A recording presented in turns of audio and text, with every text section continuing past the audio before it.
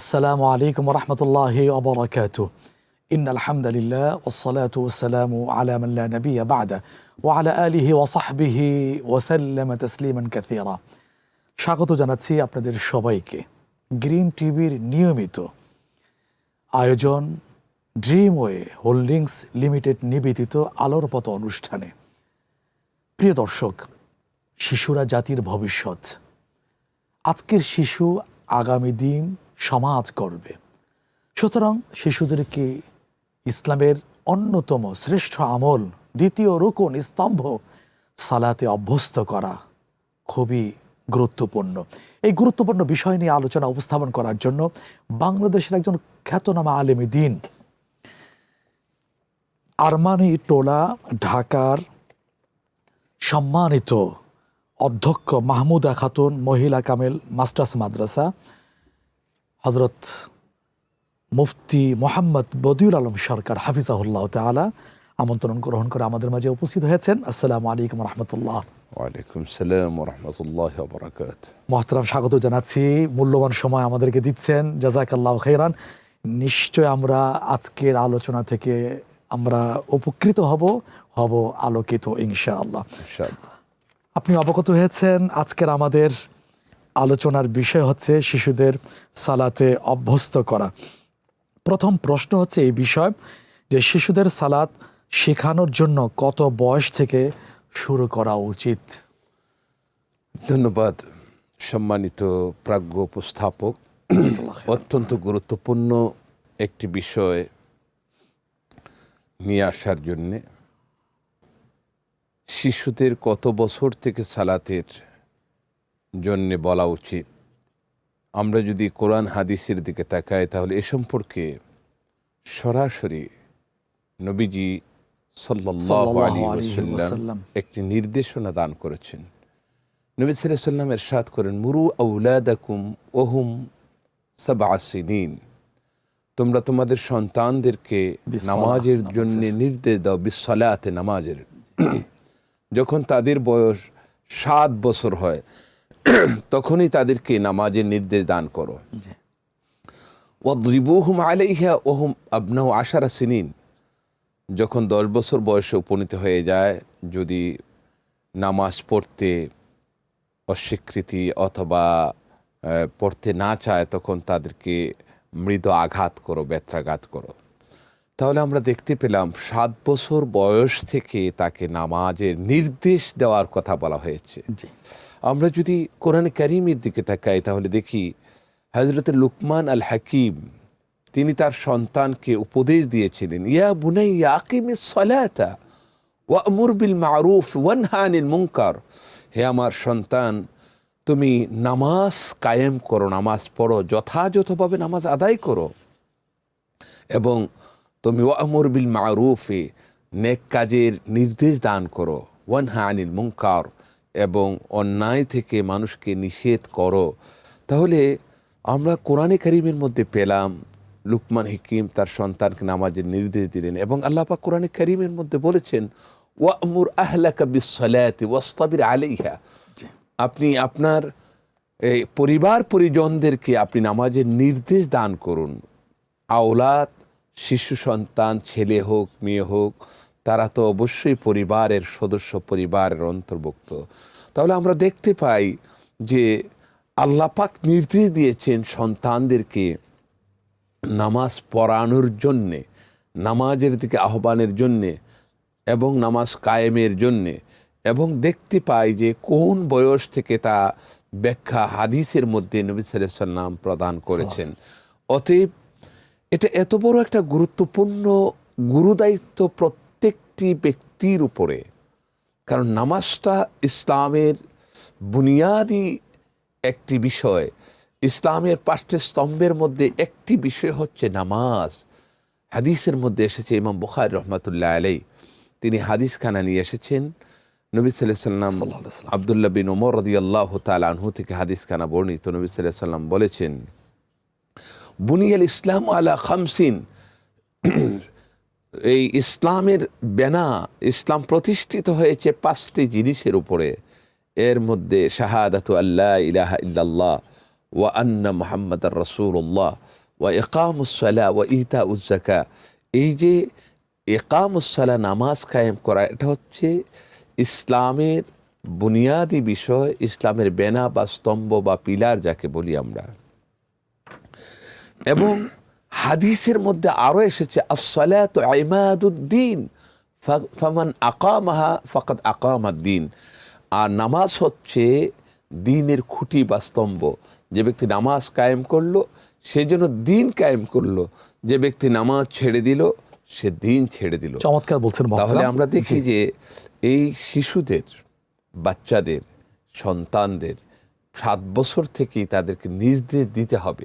তাহলে শিখাতে হবে 7 বছর আগের থেকে, আগডুম বাগডুম ইত্যাদি না শিখানো, না শিখিয়ে 7 বছর আগের থেকে সালাত সহ বুনিয়াদি বিষয়গুলো শিখানোর প্রয়োজন। এটা চমৎকার বলছেন মহতারাম। শিশুদের সালাতে নিয়মিত অভ্যাস তৈরি করতে কোন পদ্ধতি সবচেয়ে কার্যকর মনে করেন আপনি? খুবই চমৎকার একটি বিষয়, পারিবারিক শিক্ষা। আমরা সকলে জানি যে পারিবারিক শিক্ষাটা হচ্ছে সবচেয়ে শ্রেষ্ঠ শিক্ষা। এখন এই শিশুদেরকে নামাজে অভ্যস্ত করার জন্য প্রথম হচ্ছে নিজে নামাজ পড়া। বাবা এবং মা, বিশেষ করে শিশুরা বাবা মাকে বেশি অনুসরণ করে থাকে।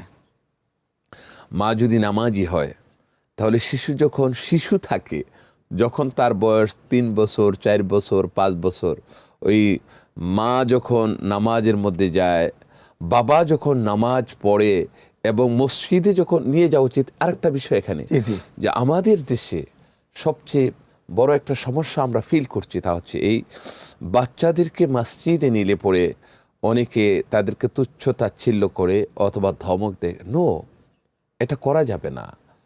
বরং তাদেরকে নামাজমুখী করার জন্য মসজিদে নিয়ে যেতে হবে। তো আমাদের ভবিষ্যৎ মুসল্লি, তারাই তো এই মসজিদ আবাদ করবে। পরিবারের মধ্যে মা যখন নামাজ পড়বে, ওই বাচ্চারা দেখে দেখে সেজদা দেয়, ওই তার কাঁধের উপর যেয়ে ওঠে। এরপরে দেখা যায় যে এই রুকুতে দাঁড়ায়, আবার কতক্ষণ নড়াচড়া করে। সমস্যা নয়, বরং বাচ্চাদের সাথে ফেরেশতাও থাকে, এটা রহমতের বিষয়। তাহলে মা প্রথমে নামাজ পড়বেন এবং তার দেখা দেখি পড়বে বাচ্চা, বা একটু শিখবে, দেখবে। বাবা যখন নামাজ পড়ে মসজিদে যখন যায়, তখন তিনি বাচ্চাকে নিয়ে যাবেন, বাচ্চার সাথে রাখবেন। একটু বয়স যখন হয় 5 বছর 6 বছর হলে তাকে বললে সে শুনে বুঝে দৌড়াদৌড়ি তো করবি, দুষ্টামি করবে। এই দুষ্টামিটা নেগেটিভ নেওয়ার কোনো বিষয় নেই, বরং মসজিদে নিলে হাজার মানুষ দেখবে, হাজার মানুষের সাথে। প্রাসঙ্গিক জিজ্ঞেস করে মহতারাম, রাসূল ইসলামের যুগে তো শিশুরা যেতেন, মায়ের সাথে যেতেন, রাসূল ইসলাম কি এভাবে রাগ করতেন কিনা, ছোট্ট করে যদি বলতেন। না, আমি কেন রাগ করছি? আমার তাকওয়া কি রাসূল ইসলামের চেয়ে তাকওয়া বেশি? আমি কি আল্লাহকে রাসূল আসলামের চেয়ে বেশি ভালোবাসি? না, রাগ করার তো প্রশ্নই আসে না। নবী সাল্লাল্লাহু আলাইহি ওয়াসাল্লাম নামাজ পড়েছেন, হাসান হুসাইন কাঁধের মধ্যে উঠেছেন, তারপরে দেখা যায় যে সেজদার ওই সামনে যে শুয়ে আছে, দাঁড়িয়ে আছে, বসে আছে, তিনি সরায় দিয়া নামাজ পড়েছেন। এটা যেহেতু এটা হচ্ছে একটা ওই যে বুনিয়াদি যে শিক্ষাটা, বিশেষ করে পারিবারিক যে শিক্ষাটা, এটা তো সেখান থেকে পাবে। দেখা দেখি প্রথম হচ্ছে জ্ঞান অর্জন হয় শুধু পড়ালেখার মাধ্যমে নয়, অনেক জ্ঞান অর্জনের অনেকগুলো ধাপ স্তর আছে। পঞ্চেন্দ্রিয়ের মধ্যে অন্যতম দেখে তারা শিখে। এ মা যখন নামাজ পড়েন, বাবা যখন নামাজ পড়েন, ফুফিরা যখন নামাজ পড়েন, বড় ভাই বোনেরা যখন নামাজ পড়েন, দেখে দেখে সেও নামাজ পরিবারগুলো নামাজি পরিবার হওয়া দরকার। তাকে পারিবারিক এই শিক্ষাটা আগে পরিবারটাকে ঠিক করতে হবে। নিজের আগে পরিবার ঠিক করে নামাজি হয়ে এরপরে তাদের ওটো তারা শিখে যাবে। এরপরে যখন বয়স হয়ে যাবে তখন নির্দেশ দান করবে। চমৎকার বলছেন মহতারাম। আরো গুরুত্বপূর্ণ আলোচনা শুনবো ইনশাআল্লাহ। এই আলোচনা থেকে অনেকে উপকৃত হবেন ইনশাআল্লাহ। সময় একটা বিরতি যাবার, ফিরে এসে আলোচনা আবার যুক্ত হব। প্রিয় দর্শক, গুরুত্বপূর্ণ আলোচনা চলছে, আলোচনা উপভোগ করছেন। সময় একটা ছোট্ট বিরতিতে যাবার, ফিরে আসছি, আমাদের সাথেই থাকবেন।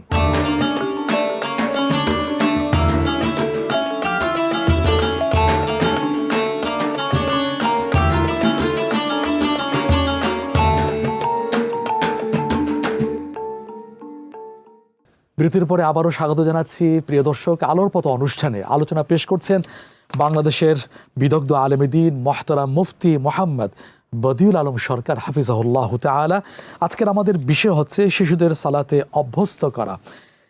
মোহতারামের কাছে আবার ফিরে যাচ্ছি। মোহতারাম, শিশুদের সালাতে মনোযোগ ধরে রাখার জন্য কি কি কৌশল ব্যবহার করা যেতে পারে? মনোযোগ ধরে রাখার জন্যে যে বিষয়টা প্রয়োজন, তাকে আগে এই বিষয়টা তার ব্রেইনের ভিতর ঢুকিয়ে দেওয়া, শিক্ষা দেওয়া যে নামাজ পড়তে হলে আদব আছে, আদাবুস সালাহ। জি, এটা তো আল্লাহর সাথে সরাসরি একটা সম্পর্ক। বান্দা যখন নামাজে দাঁড়ায় তখন তার নেটওয়ার্কটা আল্লাহর সাথে তৈরি হয়। আল্লাহু আকবার, আল্লাহু আকবার। সেই জন্য হাদিসের মধ্যে আসছে, বান্দা যখন বলে আলহামদুলিল্লাহ রাব্বিল আলামিন, আল্লাহ পাক বলেন ফেরেশতারা আমার বান্দা মাজ্জাদানি আব্দি, আমার হামিদানি বান্দা আমার আব্দি। প্রশংসা জি, করছে, জি। আমি শুনছি। তাহলে তার আল্লাহু নেটওয়ার্কটা কিন্তু আল্লাহর সাথে আল্লাহর তৈরি হয়ে সাথে। যায়। তাকে এই আদবটা শিক্ষা দেওয়া যে নামাজ পড়তে হলে মনোযোগী হতে হবে, নামাজ পড়তে হলে একনিষ্ঠতা লাগবে, এই সময় অন্য কোনো চিন্তা ধ্যান ধারণা এ সমস্ত জিনিস থেকে মুক্ত হয়েই তাকবীর তাহরিমা বাঁধতে হবে। এই প্রথমে তাকে এই শিক্ষাটা দিবে, এই জ্ঞানটা, এই নলেজটা তার ভিতরে ঢুকাবে।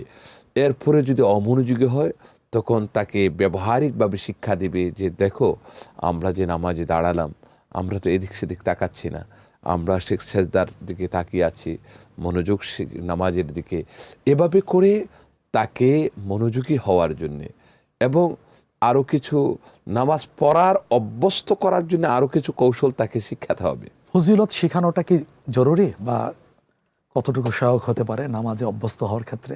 হ্যাঁ, অবশ্যই আমি বলবো যে আজকে আমরা এই বাচ্চাদেরকে এই নামাজের বিষয়টা তাদেরকে উৎসাহিত করার জন্যে, তাদেরকে অভ্যস্ত করার জন্যে ফজিলত। তাদের কিছু প্ল্যান থাকবে গার্জিয়ানের, জি। কিছু প্ল্যান। যেমন মায়েরা, আমরা জানি হযরত বায়েজিদ আল বুস্তামি জি, রহমতুল্লাহ আলাইহির তার মা তাকে কীভাবে শিক্ষা দিয়েছেন, হযরত আব্দুল কাদের জিলানী রহমতুল্লাহ আলাইহি তার মা তাকে কীভাবে শিক্ষা দিয়েছেন। এভাবে যত বড় বড় আল্লাহর ওলি দেখি তাদের এই আদর্শটা তারা শিখেছেন মায়ের কাছ থেকে, তাদের ঘটনা গল্প এখন শোনানোর মধ্য যে দিয়ে। জিনিসটা আমি বলতে চাচ্ছিলাম তা হচ্ছে তাকে এই যে কিছু উৎসাহমূলক কিছু ব্যবস্থা গ্রহণ করা, জি, উৎসাহমূলক কিছু ব্যবস্থা গ্রহণ করা। ঠিক আছে, আজকে যদি তুমি ঠিকভাবে নামাজগুলো আদায় করো, সঠিকভাবে নামাজ আদায় করো, তোমার জন্য এই গিফটটা রেখেছি, এই উপঢৌকনটা তোমার জন্য আছে। এবং ভাই বোন যারা আছে, অনেক সংসারের মধ্যে শুধু একজন না, কয়েকজন ছোট ছোট আর আস্তে আস্তে বড় হয়, তো তাদের মাঝে একটা নামাজের ব্যাপারে এবং ইবাদতের জন্য তাদের মাঝে একটা প্রতিযোগিতার একটা অ্যারেঞ্জ করা। প্রতিযোগিতা ইবাদতের ক্ষেত্রে আমরা দেখি যে আমাদের গার্জিয়ান যারা, তারা পরীক্ষায় পাশের জন্যে স্কুলে বিভিন্ন প্রতিষ্ঠানে ওইখানে ভালো রেজাল্টের জন্য প্রতিযোগিতার জন্য এমন কোনো জিনিস নাই যে করে না। এক একজনের পেছনে লক্ষ লক্ষ টাকা খরচ করে, টিউটর, এই সকালবেলা, দুপুরবেলা, বিকেলবেলা, রাত্রে, মানে তাদের পেছনে সব টাকাগুলো ঢালায়। আমরা এটা নেগেটিভ করছি না, আপনি অবশ্যই আপনার সন্তানকে শিক্ষিত করার জন্য এই প্রসেসগুলো গ্রহণ করেন। এখন বাচ্চাকে আসল মানুষ বানানোর জন্যে, যেই বাচ্চা একদিন বড় হওয়ার পর আপনাকে চিনবে, আপনার মর্যাদা বুঝবে, আপনার মূল্যায়ন করবে, বৃদ্ধাশ্রমে রাখবে না, বাস্তবে আপনার খেদমত করবে, এটার জন্য দরকার। এবং মরার পরে আপনাকে স্মরণ করবে, মরার পরে আপনাকে নিয়ে সে ভাববে যে আমার বাবা মা কবরের মধ্যে কি অবস্থা আছে, তার জন্য একটা ব্যবস্থা করি।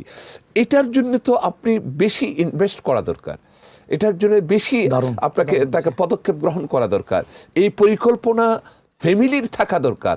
আজকে আমরা এই কোনো ফ্যামিলির মাঝে ইল্লা মাশাআল্লাহ হয়তো বা কিছু কোনো ফ্যামিলির মধ্যে এই জাতীয় ইনভেস্ট করা পরিকল্পনার কোনো বিষয়ই তাদের নেই। আজকে গ্রিন টিভি আপনার মাধ্যমে, গ্রিন টিভির মাধ্যমে আমরা দেশবাসী, বিশ্ববাসীকে এই মেসেজটা দিতে চাই যে আপনারা ইনভেস্ট করুন এই ক্ষেত্রে, আপনারা মনোযোগী হন, আপনারা তাদের প্রতি এই আপনার নিজের এটা তাকে নামাজ অভ্যস্ত করা, তাকে দিনমুখী করা, আল্লাহওয়ালা করা, নামাজি করা, এর অর্থ হচ্ছে আপনি বেঁচে গেলেন, আপনি পরকালের একটা বড় ধরনের একটা সফলতা অর্জনের পথে এগিয়ে গেলেন। আপনি নিজকে নিয়ে ভাবুন। চমৎকার আপনি পরামর্শ দিয়েছেন। আল্লাহ তাআলা গার্ডিয়ানদেরকে এই কথাগুলো বুঝার তৌফিক দান করুন। এরপরে আরেকটি বিষয় হলো শিশুদের সালাতের সময় অনুপযুক্ত আচরণ দেখা দিলে মা বাবার প্রতিক্রিয়া কেমন হওয়া উচিত? হ্যাঁ, অনুপযুক্ত আচরণ বলতে শিশুরা শিশুসুলভ কিছু আচরণ করে, এটাকে আমরা নেগেটিভ নেব না। এটা শিশু সুলভ আচরণ, এটা প্রত্যেকটা শিশুর মধ্যেই আছে। এখন তাকে বুঝাবে, তাকে পরামর্শ দিবে, বুঝাবে যে এভাবে ঠিক আছে, আজকে যে কাজটা করেছো এটা কিন্তু এভাবে নয়, তুমি এভাবে করো। তাকে কোনো জিনিস বাচ্চাদের আরেকটা বর্তমান শিক্ষা ব্যবস্থার এডুকেশনের যে ফর্মুলাগুলো আছে এর মধ্যে একটা বিষয় হচ্ছে বাচ্চাদেরকে নেগেটিভ বলতে নেই, তাদের সাথে পজিটিভ মূলক আচরণ করা, ধমক না দেওয়া, এরপরে তাদেরকে নেগেটিভ কোনো বিষয় উপস্থাপন না করা। সে একটা কাজ করেছে, বাবা ঠিক আছে এই কাজটা করেছো তো, এটা এভাবে না করলে এভাবে, এটা ঠিক হয় নাই, এই কাজটা করা উচিত হয় নাই, তাকে মারধর করা, এই ধরনের নেগেটিভ আচরণ গার্জিয়ানদেরকে পরিহার করতে হবে, তাকে পজিটিভভাবে। এটা এভাবে যদি না করে এভাবে করতে, এই যে তুমি যে একটু কথাবার্তা বলেছো বা এদিক সেদিক তাকিয়েছ, এটা এভাবে না করে তুমি যদি এভাবে করো, মানে মনোযোগী হও, তুমি যদি নড়াচড়া না করে এদিক সেদিক না তাকাও, তাহলে তোমার নামাজটা তুমি 100 নাম্বার পাবে। এভাবে তাকে বুঝানো, এটা হলো গার্জিয়ানদের মেধা বুদ্ধি খাটিয়ে সে এই কাজটা করবে ইনশাআল্লাহ। ইনশাআল্লাহ, জাযাকাল্লাহ খাইরান। সর্বশেষ প্রশ্ন হচ্ছে, কোনো ভুল বা সমস্যা দেখা দিলে শিশুদের সালাত শেখানোর সময় কিভাবে সমাধান করা যেতে পারে? যদি সে ভুল করে নামাজের মধ্যে, সে নামাজ পড়তে যেয়ে সে ভুল করতে পারে, ইসলামে তো সাউসেদার ব্যবস্থা আছে। যদি এমন ভুল করে যে তার নামাজটা বাতিল হয়ে গেছে, তখন তাকে আবার নামাজটা পড়ার জন্যে পুনরায় পড়ার জন্য বলবে যে এভাবে নামাজটা পড়লে এটা কিন্তু নামাজ হয় না। আমরা যে নামাজ পড়ছি আল্লাহর সন্তুষ্টির জন্যে, এবং নামাজ পড়তেছি সুনির্দিষ্ট নিয়ম বিধানের আলোকেই আমাকে পড়তে হবে। তুমি পড়েছো, ভালো করেছো, এটা ভুল না, এটা হলো শিখার একটা ধাপ। এটা তোমার অন্যায় নয়, বরং তুমি সঠিক পদ্ধতি শিখার একটা ধাপ তুমি অর্জন করেছো। ঠিক আছে, এখন কাজ করো, এটা নতুন করে এভাবে পড়ো। এভাবে যদি আমরা উপস্থাপনাটা ঠিকভাবে করতে পারি, আমার মনে হয় যে ইফেক্ট হবে বেশি করে, সে শিখবে এবং মনোযোগী হবে, এর প্রতি নেগেটিভ কোনো আচরণ তার হবে না, এবং সে অবশ্যই নামাজি হবে। আর নামাজি হওয়ার জন্যেই তো ইসলাম। নামাজ পড়লেই তো দুনিয়ার, নামাজটা যদি তার ঠিক হয়ে যায়, অন্যান্য আচরণ তার ঠিক হয়ে যাবে। সেই জন্য ওমর বিন খাত্তাব রাদিয়াল্লাহু তাআলা আনহু বলেছেন, সর্বপ্রথম নামাজ ঠিক করো, কারণ নামাজ যদি যে ব্যক্তি ঠিক হয়, তার সমস্ত অন্যান্য কাজগুলো অনেক ধন্যবাদ হবে। নামাজ যদি বেঠিক হয়, অন্যান্য কাজগুলো তার থেকে ভালো আশা করা যায়। অনেক ধন্যবাদ, চমৎকার গুরুত্বপূর্ণ আলোচনা পেশ করেছে। সময় থাকলে হয়তো আরো আলোচনা শুনতাম, উপকৃত হতাম। জাযাকাল্লাহু খাইরান। আপনাকে প্রিয় দর্শক, শিশুদেরকে নামাজে অভ্যস্ত করা এর অর্থ হলো তাদের ঈমানি জীবনে প্রথম ধাপে উত্তীর্ণ হওয়া। আমরা যদি এখনই সচেতন হই আমাদের শিশুদের ক্ষেত্রে, ইনশাআল্লাহ আগামী প্রজন্ম নামাজি হবে চরিত্রবান। এতে করে ব্যক্তি, সমাজ, পরিবার সবাই উপকৃত হবে। পরিশেষে আখিরাতে তাদের জন্য গৃহীত সুপারিশ ক্রিয়া হয়ে যাবে। আল্লাহ তাআলা আমাদের সবাইকে এই কথাগুলো বুঝার, মানার তৌফিক দান করুন। যারা শুরুতে সম্পৃক্ত ছিলেন সবার প্রতি কৃতজ্ঞতা। জাযাকুমুল্লাহু খাইরান। আসসালামু আলাইকুম ওয়া রাহমাতুল্লাহি ওয়া বারাকাতুহু।